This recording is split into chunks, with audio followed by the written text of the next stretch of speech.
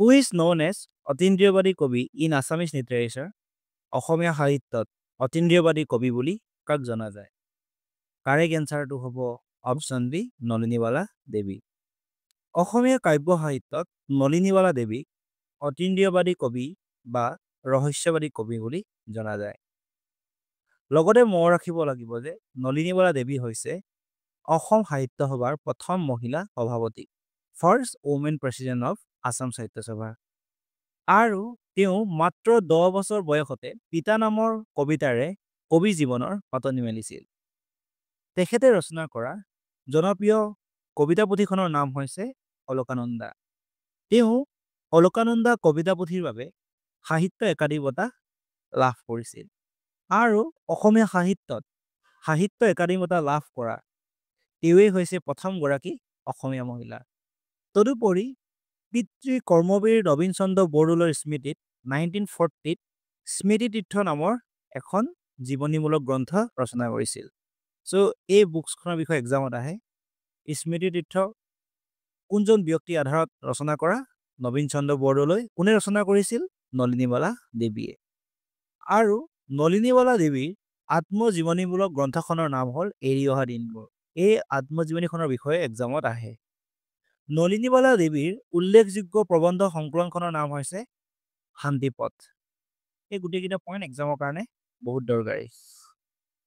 এতিয়া আহিছোঁ নেক্সট কুৱেশ্যনলৈ। Mahatma Gandhi was directly involve in which of the following movements? তলৰ কোনটো আন্দোলনত মহাত্মা গান্ধীয়ে ডাইৰেক্টলি ইনভলভ হৈছিলে? অপশ্যন এটো হৈছে খেদা সত্যাগ্ৰহ। মহাত্মা গান্ধীয়ে 1918 চনত গুজৰাটৰ খেৰা জিলাত খেৰা সত্যাগ্ৰহ আন্দোলনৰ আয়োজন কৰিছিল। চম্পাৰণ সত্যাগ্ৰহৰ পিছত এইটো হৈছে দ্বিতীয় সত্যাগ্ৰহ আন্দোলন। চ' খেৰা সত্যাগ্ৰহ হৈছিলে 1918ত। তাৰ পাছত অপশ্যন বিটো হৈছে চম্পাৰণ সত্যাগ্ৰহ। 1917 চনত সংঘটিত হোৱা চম্পাৰণ সত্যাগ্ৰহ মহাত্মা গান্ধীৰ নেতৃত্বত বিহাৰৰ চম্পাৰণ জিলাত সংঘটিত প্ৰথম সত্যাগ্ৰহ। এই সত্যাগ্ৰহ নীল খেতিৰ লগত জড়িত। চ' এক্সামত আহে যে চম্পাৰণ সত্যাগ্ৰহ কি খেতিৰ লগত জড়িত? নীল খেতিৰ লগত। এই আন্দোলনৰ সময়ছোৱাত মহাত্মা গান্ধীজীয়ে মহাত্মা উপাধি লাভ কৰিছিল। এই উপাধি প্ৰদান কৰিছিল ৰবীন্দ্ৰনাথ ঠাকুৰে। অপশ্যন এ আৰু অপশ্যন বিত মহাত্মা গান্ধী ডাইৰেক্টলি জড়িত। তাৰ পাছত বাৰডোলী সত্যাগ্ৰহ 1928 চনৰ জুন মাহত ভাৰতীয় স্বাধীনতা সংগ্ৰামৰ সময়ত গুজৰাটৰ চুৰাট জিলাৰ বাৰডোলী অঞ্চলত সংঘটিত এক কৃষক আন্দোলন। এই আন্দোলনৰ নেতৃত্ব দিছিল চৰ্দাৰ বল্লভভাই পেটেলে। চ' বৰডোলী সত্যাগ্ৰহৰ লগত মহাত্মা গান্ধী জড়িত নহয়। চ' কাৰেক্ট এনচাৰটো হ'ব option D both A and B. তাৰ পাছত the aronai is a traditional fabric worn by which community? Correct এনচাৰটো হ'ব অপশ্যন বি বড়োসকলৰ। এতিয়া আমি নেক্সট কুৱেশ্যন ডিছকাছ কৰিম। লিষ্ট 1 আৰু লিষ্ট 2 দিয়া হৈছে, কাৰেক্টলি মেটচ কৰিব লাগে। লিষ্ট 1ত যুদ্ধৰ নাম দিয়া হৈছে আৰু লিষ্ট 2ত কোনজন ৰজাৰ দিনত হৈছিলে তাৰ ৰজাবিলাকৰ নাম দিয়া হৈছে।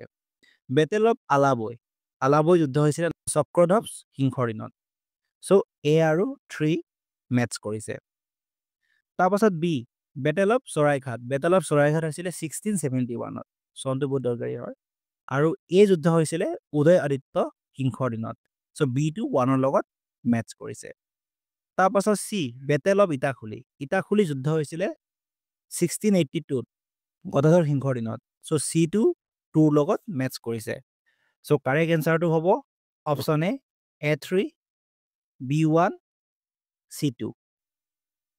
এতিয়া আমি নেক্সট কুৱেশ্যন ডিছকাছ কৰিম।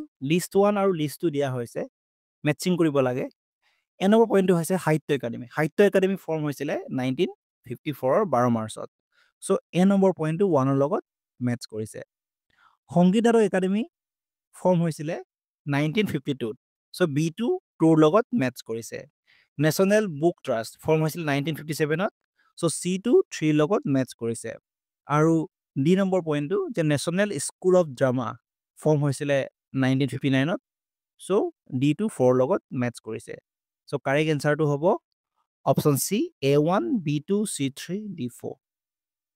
The first Assamese to compile a dictionary named Hemkosh is Hemkosh নামেৰে অভিধান সংকলন কৰা প্ৰথম অসমীয়া কোন? কাৰেক্ট এনসাৰটো হ'ব হেমচন্দ্ৰ বৰুৱা। সো আমি চাব লাগিব যে হেমচন্দ্ৰ বৰুৱা আৰু হেমচন্দ্ৰ গোস্বামীৰ নামত যাতে আমাৰ কনফিউজ নহয়। হেমচন্দ্ৰ বৰুৱা হৈছে হেমকোষৰ প্ৰণেতা। হেমকোষ হৈছে সেকেন্ড আছামিজ ডিকশ্যনেৰী। আৰু এটা কুৱেশ্যন হেমকোষৰ ৰিলেটেড আহে, এইটো হৈছে যে হেমকোষ কোন চনত পাব্লিছ হৈছিলে? চ' এনচাৰটো হ'ব 1900। চ' 1900 চনত হেমকোষ প্ৰকাশ পাইছিল। চ' এইটো বহুত ইম্পৰ্টেণ্ট হয়। এই কুৱেশ্যনটো বহুতবাৰ এক্সামত আহিছে। আৰু হেমকোষত টোটেল ৱৰ্ডছ আছে 22,346। The first dictionary in Assamese was compiled by. So' প্ৰথম অসমীয়া অভিধান কোনে ৰচনা কৰিছিলে? চ' কাৰেক্ট এনচাৰটো হ'ব মাইল ব্ৰনছন। চ' এইটো বহুত ইম্পৰ্টেণ্ট হয়। আৰু এই অভিধানত 14,000 ৱৰ্ডছ আছিল। ত' কেতিয়াবা এক্সামত আহিব পাৰে যে প্ৰথম অসমীয়া অভিধানখনত কিমান শব্দ আছে? চ' কাৰেক্ট এনচাৰটো হ'ব 14,000। এই অভিধানখন পাব্লিছ হৈছিলে 1867ত। এইটো বহুত ইম্পৰ্টেণ্ট হয়। চ' এইটো আহে যে কোন চনত পাব্লিছ হৈছিলে? 1867। কোনে কম্পাইল কৰিছিলে? Miles Bronson. আৰু কিমান ৱৰ্ডছ আছে? 14,000। এতিয়া আহিছোঁ নেক্সট কুৱেশ্যনলৈ। Where was a branch of Assam Sahitya Sabha launch ইণ্টাৰনেশ্যনেলি? আন্তঃৰাষ্ট্ৰীয় পৰ্যায়ত অসম সাহিত্য সভাৰ এটা শাখা ক'ত আৰম্ভ হৈছিলে? চ' কাৰেক্ট এনচাৰটো হ'ব ছিংগাপুৰ। এইটো কুৱেশ্যনটো বহুত important. Who wrote the historical novel Swarnalata? ঐতিহাসিক উপন্যাস স্বৰ্ণলতা কোনে ৰচনা কৰিছে? চ' কাৰেক্ট এনচাৰটো হ'ব অপশ্যন ডি, তিলোত্তমা মিশ্ৰ। তিলোত্তমা মিশ্ৰ অসমৰ এগৰাকী সাহিত্যিক আৰু শিক্ষাবিদ। তেখেতে 1991ত ৰচনা কৰা স্বৰ্ণলতা নামৰ উপন্যাসখনৰ বাবে ভাৰতীয় ভাষা পৰিষদৰ ঈশান পুৰস্কাৰ লাভ কৰিছিল। আৰু তেওঁ কামেইখাৰ ঘৰ গ্ৰন্থৰ বাবে অৰুণাচল প্ৰদেশ সাহিত্য পৰিষদ আৰু অসম সাহিত্য সভাৰ লুম্বিৰ ৰায় পুৰস্কাৰ প্ৰদান কৰা হৈছে। 1970ত অসম সাহিত্য সভা ফৰ্ম হৈছিলে। যেতিয়া অসম সাহিত্য সভা ফৰ্ম হৈছিলে তেতিয়া অসম সাহিত্য সভাৰ নাম আছিলে সদৌ অসম সাহিত্য সন্মিলনী। তাৰ পাছত 1924ত আছাম সাহিত্য সভা হিচাপে ৰেজিষ্ট্ৰেশ্যন হয়। তাৰ পাছত 1940ৰ পাছত অসম সাহিত্য সভা হিচাপে জনা যায়। চ' এতিয়া গোটেই অপশ্যনবিলাকৰ কাৰেক্ট এনচাৰটো হ'ব চি, আছাম সাহিত্য সন্মিলনী। অসম সাহিত্য সন্মিলনী হৈছে অসম সাহিত্য সভাৰ অৰিজিনেল নেম। চ' অৰিজিনেল নামটো এইটো বহুত ইম্পৰ্টেণ্ট হয়, মনত ৰাখিব লাগিব। এক্সাম পইণ্ট অফ ভিউ এইটো বহুত important. The first Assamese short story collection Surabhi was written by. প্ৰথম অসমীয়া চুটিগল্পৰ সংকলন সুৰভিখন কোনে লিখিছিলে? কোনে ৰচনা কৰিছিলে? কাৰেক্ট এনচাৰটো হ'ব লক্ষ্মীনাথ বেজবৰুৱা। আৰু সুৰভি পাব্লিছ হৈছিলে 1909 চনত। এইটো বহুত ইম্পৰ্টেণ্ট আছে। Who was the youngest president of Assam Sahitya Sabha? Assam সাহিত্য সভাৰ য়ংগেষ্ট প্ৰেচিডেণ্ট কোন আছিলে? কাৰেক্ট এনচাৰটো হ'ব কৃষ্ণকান্ত সন্দিকৈ। কৃষ্ণকান্ত সন্দিকৈয়ে 39 ইয়াৰ্ছত অসম সাহিত্য সভা সভাপতিত্ব কৰিছিলে। তেখেতে সভাপতিত্ব কৰিছিলে 1937ত গুৱাহাটী অধিৱেশনত। এতিয়া আহিছোঁ নেক্সট কুৱেশ্যনলৈ। In which year did Taruna Phukan serve as the president of Assam Sahitya Sabha? তৰুণা ফুকনে কোন চনত অসম সাহিত্য সভাৰ সভাপতিত্ব কৰিছিলে? কাৰেক্ট এনচাৰটো হ'ব 1927। তেখেতে 1927ৰ গোৱালপাৰা অধিৱেশনত সভাপতিত্ব কৰিছিলে। এইটো ইম্পৰ্টেণ্ট আছে। What is the first Assamese short story written by Lakshminath Bezbaruah? লক্ষ্মীনাথ বেজবৰুৱাই ৰচনা কৰা প্ৰথমটো অসমীয়া চুটিগল্প হ'ল, কাৰেক্ট এনচাৰটো হ'ব চেউতী। চ' সেউতী হৈছে লক্ষ্মীনাথ বেজবৰুৱাই ৰচনা কৰা প্ৰথমটো অসমীয়া চুটিগল্প। আৰু অকল লক্ষ্মীনাথ বেজবৰুৱা নহয়, সেউতী হৈছে প্ৰথম অসমীয়া চুটিগল্প। হু was the first Assamese literary pensioner? প্ৰথম অসমীয়া সাহিত্যিক পেঞ্চন পোৱা ব্যক্তিগৰাকী কোন? কাৰেক্ট এনচাৰটো হৈছে পদ্মনাথ গোহাঁই বৰুৱা। পাছত who was the second recipients of Assam Ratna award? Assam Ratna বঁটাৰ দ্বিতীয় প্ৰাপ্তকৰ্তা কোন আছিল? কাৰেক্ট এনচাৰটো হ'ব ডক্টৰ মামণি ৰয়ছম গোস্বামী। অসম ৰত্ন হৈছে অসমৰ সৰ্বোচ্চ অসামৰিক সন্মান। এই বঁটা প্ৰথমে লাভ কৰিছিলে ভূপেন হাজৰিকাদেৱে। তাৰ পাছত 2010ত মামণি ৰয়ছম গোস্বামীয়ে এই বঁটা লাভ কৰিছিলে আৰু 2015ত জিতেন্দ্ৰনাথ গোস্বামীয়ে এই বঁটা লাভ কৰিছিল। তাৰ পাছত who was the president of first session of Assam ছাত্ৰ সন্মিলন। অসম ছাত্ৰ সন্মিলনৰ ফাৰ্ষ্ট ছেশ্যনৰ প্ৰেচিডেণ্ট কোন আছিলে, সভাপতি কোন আছিলে? কাৰেক্ট এনচাৰটো হ'ব লক্ষ্মীনাথ বেজবৰুৱা। তাৰ পাছত দ্য আছাম সাহিত্য সভা was founded in the year. Assam সাহিত্য সভা কোন চনত ফাউণ্ড হৈছিলে? এইটো কাৰেক্ট এনচাৰটো হ'ব 1917। এইটো বহুত ইম্পৰ্টেণ্ট আৰু ইজিও হয়। তাৰ পাছত the log' of Assam Sahitya সভা ৱাজ ডিজাইন বাই। অসম সাহিত্য সভাৰ লগ' কোনে ডিজাইন কৰিছিলে? কাৰেক্ট এনচাৰটো হ'ব যুগল দাস 1960 চনত। অলৰেডি আগৰ ভিডিঅ'টোত এই গোটেইকেইটা ডিছকাছ কৰা হৈছে। হু was the first president of Assam Sahitya সভা? এইটো বহুত ইজি আৰু কমন কুৱেশ্যন যে অসম সাহিত্য সভাৰ প্ৰথম সভাপতি কোন আছিলে? কাৰেক্ট এনচাৰটো হ'ব পদ্মনাথ গোহাঁই বৰুৱা। তাৰপাছত হু was the first secretary of Assam Sahitya সভা? আছাম সাহিত্য সভাৰ ফাৰ্ষ্ট ছেক্ৰেটেৰী সম্পাদক কোন আছিলে? কাৰেক্ট এনচাৰটো হ'ব শৰৎ চন্দ্ৰ গোস্বামী। তাৰপাছত the first conference of Assam Sahitya সভা ৱাজ হেল্ড এট। অসম সাহিত্য সভাৰ প্ৰথম অধিৱেশন ক'ত হৈছিলে? কাৰেক্ট এনচাৰটো হ'ব শিৱসাগৰ, শিৱসাগৰ। কাৰেক্ট এনচাৰ ডিটো হ'ব।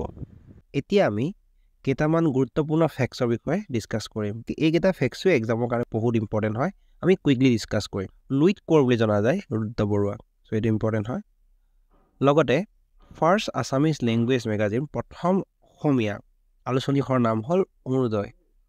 অৰুণোদয় পাব্লিছ হৈছিলে 1846। এই চনটো বহুত ইম্পৰ্টেণ্ট, এক্সামত আহে। আৰু অৰুণোদয় ক'ৰ পৰা মানে পাব্লিছ হৈছিলে? সেইটো হ'ল শিৱসাগৰ। আৰু ফাৰ্ষ্ট এডিটৰ আছিলে নাথান ব্ৰাউন। ভাঙনি ক'ৰ বুলি জনা যায়? আনন্দ চন্দ্ৰ আগৰৱালা। লগতে ফাৰ্ষ্ট আছামিজ গ্ৰামাৰখনৰ নাম হৈছে গ্ৰামাৰ অফ আছামিজ লেংগুৱেজ। এইখন ৰচনা কৰিছিল উইলিয়াম ৰবিনছনে 1839ত। ফাৰ্ষ্ট শ্ৰীমন্ত শংকৰদেৱ এৱাৰ্ড পোৱা অসমৰ ব্যক্তিগৰাকী হ'ল কীৰ্তিনাথ হাজৰিকা 1986 চনত। তাৰ পাছত ফাৰ্ষ্ট বুক টু ৰিচিভ সাহিত্য একাডেমী এৱাৰ্ড। সাহিত্য একাডেমী বঁটাপ্ৰাপ্ত প্ৰথমখন বুকখনৰ নাম হ'ল বনফুল। আৰু এই বুকখন পাব্লিছ হৈছিলে 1952ত আৰু ৰচনা কৰিছিলে যতীন্দ্ৰনাথ দুৱৰাই। আৰু এই বুকখনে 1955ত সাহিত্য একাডেমী বঁটা লাভ কৰিছিল। যদি ফাৰ্ষ্ট নোবেল বুলি আহে তেতিয়া হ'ব ইয়াৰিংগাম। তাৰপাছত অঘৰী আত্মাৰ কাহিনী উপন্যাসখন ৰচনা কৰিছিল ছাইদ আব্দুল মালিকে।